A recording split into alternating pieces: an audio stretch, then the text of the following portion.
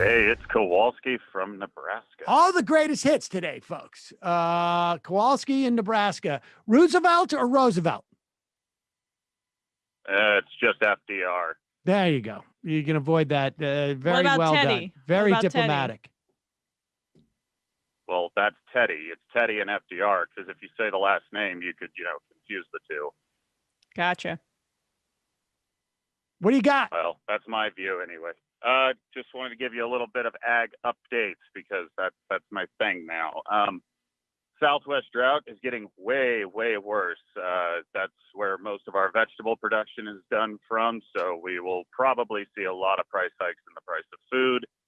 The drought up in the Dakotas is getting worse, which is going to hit the wheat crop pretty hard. And today, grain markets are going to have to probably shut down early because they have all reached to their peaks that they're allowed to go up in a day, because the agricultural forecast looks very bleak for production. The United States will likely have to import soybeans from Brazil before harvest to make up for shortfalls, and Brazil is probably going to have to import U.S. corn.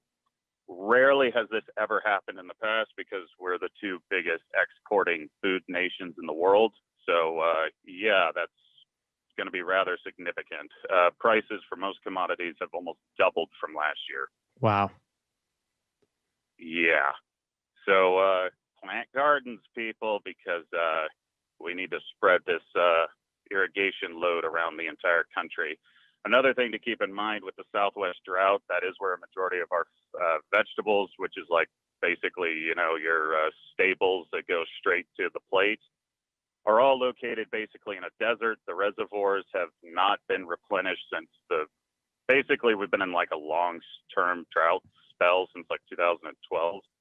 And the area basically has not recovered yet. So that's going to mean more intense irrigation this year, which is going to hurt their water resources even more. So, yeah, we're going to really have to rethink ag policy because we cannot just keep growing food out in the desert because we want to use cheap migrant labor.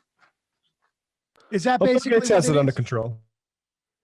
Is that basically why we grow it in the Southwest, is because easy to get migrant labor as opposed to, I don't know, the Midwest? It's good climate because you can do 2 crops a year and most of it, or even yearly crops because of how warm it is. But the labor part of it is really big. Like the Netherlands is the largest food exporter, I think, in all of Europe when it comes to like direct produce, and it's because they have massive greenhouses. That's pretty much the model the U.S. should just adapt nationwide to just spread that load out, because from a technical standpoint, vegetable production in the U.S. has greater water damage than cattle production because it's just isolated in one area, whereas cows are spread across about half the continent. So like it's technical, but yeah, that it's in that area because the weather's good.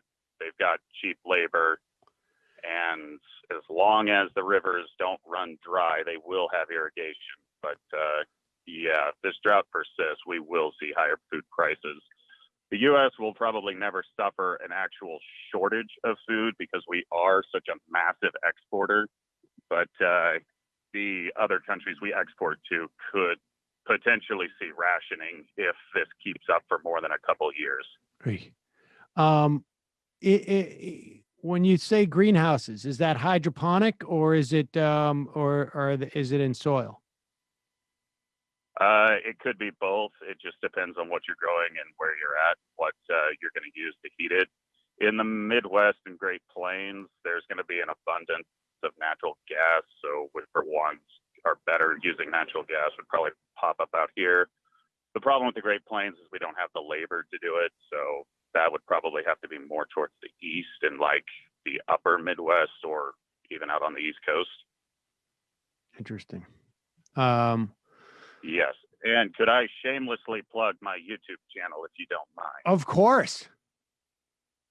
All right. So I started a channel. It's just called Prairie Fire. So far, I've only posted like 1-minute short videos that show a little of the farming stuff that I've been doing. And I'm going to try keeping that up day to day.